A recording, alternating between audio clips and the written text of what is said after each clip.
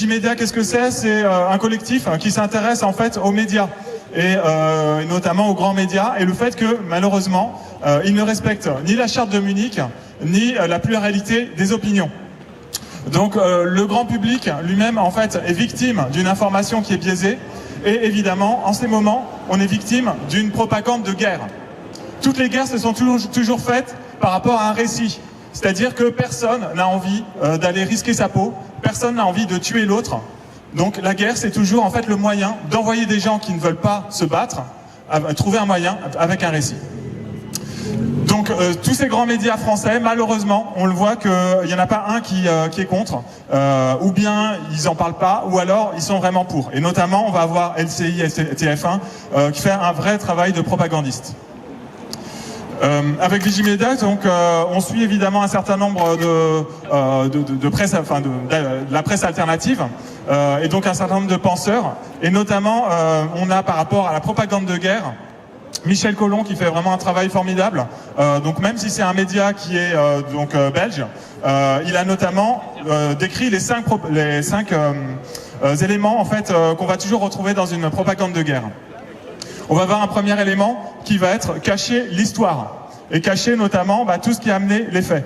Tous les grands médias aujourd'hui en France disent que la guerre en Ukraine a commencé au moment où Poutine est entré en Ukraine. Mais non, en fait, il faut toujours regarder l'histoire, il faut regarder non seulement les jours qui ont précédé, parce que les jours qui ont précédé, il y a une date qui avait été affirmée, qui avait été proposée par les États-Unis.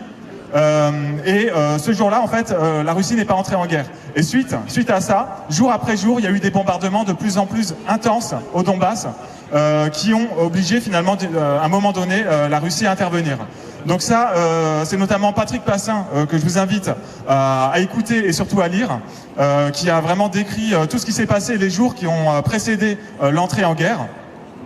Et également, évidemment, il faut revenir à 2014 et même bien avant, comme ça a été expliqué aujourd'hui. Donc cacher l'histoire, c'est l'un des principes de guerre qu'on a régulièrement.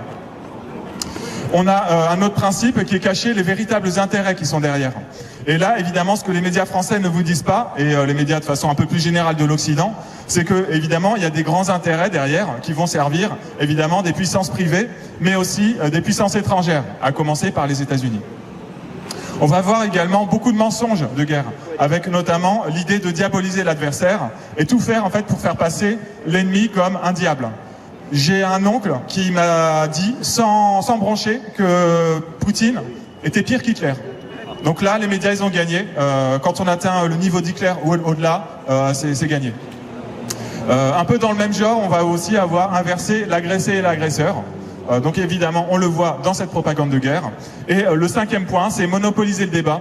Donc évidemment, ça on le voit partout. On va inviter ou bien que des personnes qui sont pour, évidemment, la guerre, ou bien quand on va inviter des personnes qui sont contre, il y aura toujours en fait un discours qui sera non proportionné, avec une personne qui est attaquée par 4 autres, et donc évidemment avec des étiquettes qui vont être collées, avec l'étiquette extrême droite, l'étiquette complotiste, qui est toujours là pour faire taire chacun.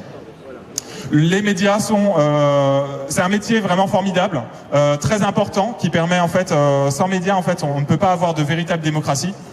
Et nous visons justement à faire en sorte que ce soit la démocratie, c'est-à-dire non pas la démocratie représentative telle qu'on nous la vend partout dans le monde, mais une véritable démocratie dans laquelle le peuple choisit par lui-même et n'est pas représenté.